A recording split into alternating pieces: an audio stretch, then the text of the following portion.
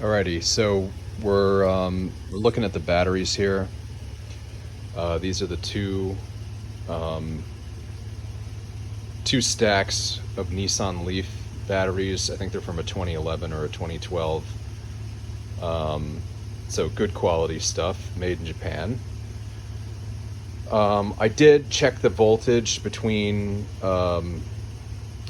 one of the terminals and the case, and there is some millivolts detected, so there is some isolation, but it's nothing like what would set codes when we were working at Nissan, where you literally see 7 volts between a battery case and a terminal. So the isolation isn't too bad.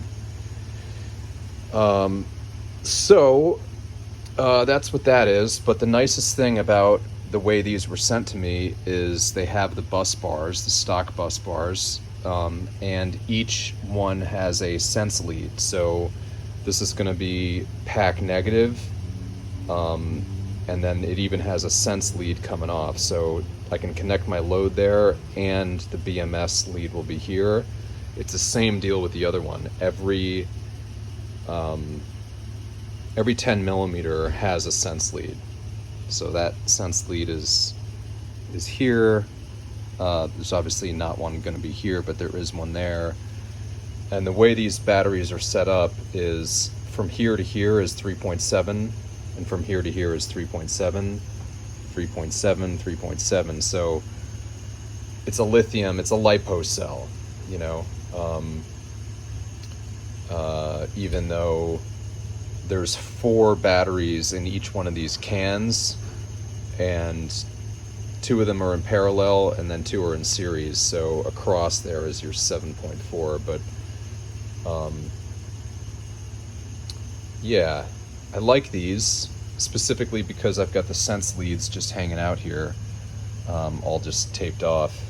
Glad they have not shorted to each other or the case at some point. I've got just the first one here, and just reading the instructions, the 32S setup would be just there's another picture here which is good, that essentially just the entire well, let me put it to you this way.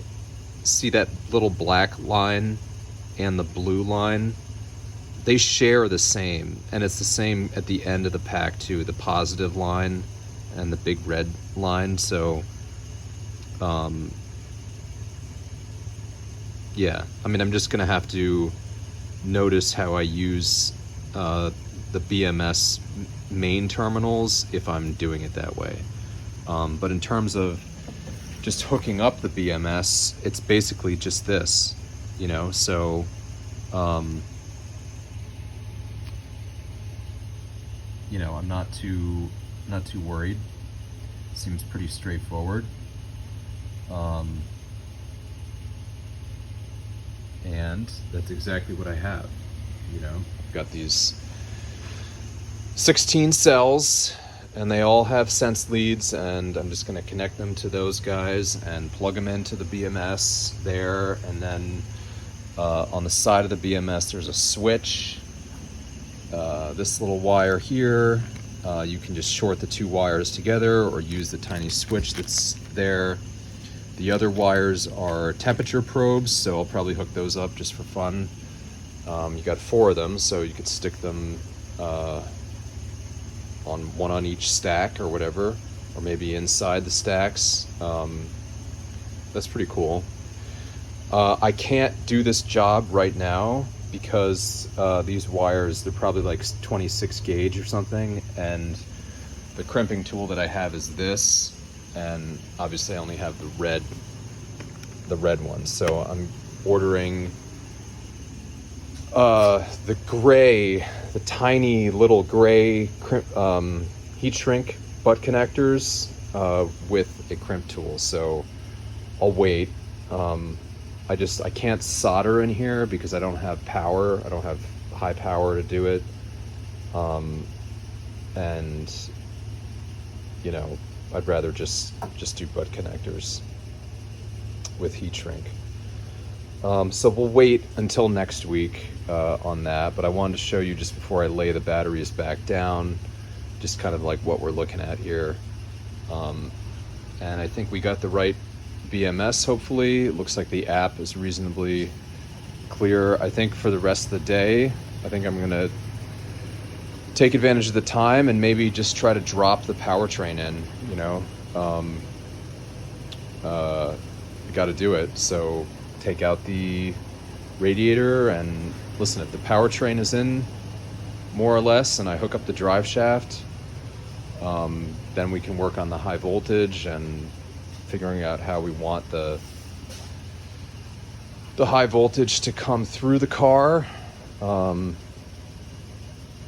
I did a voltage check. Obviously I've got my gloves here. I'm wearing my HV gloves, and you know, take my wallet and everything out of my pockets. Yeah, it would have been nice to try to hook up the BMS today, but I'd rather just use the butt connectors, crimp them, heat shrink them, and you know, you really got to just get them all done basically at the same time.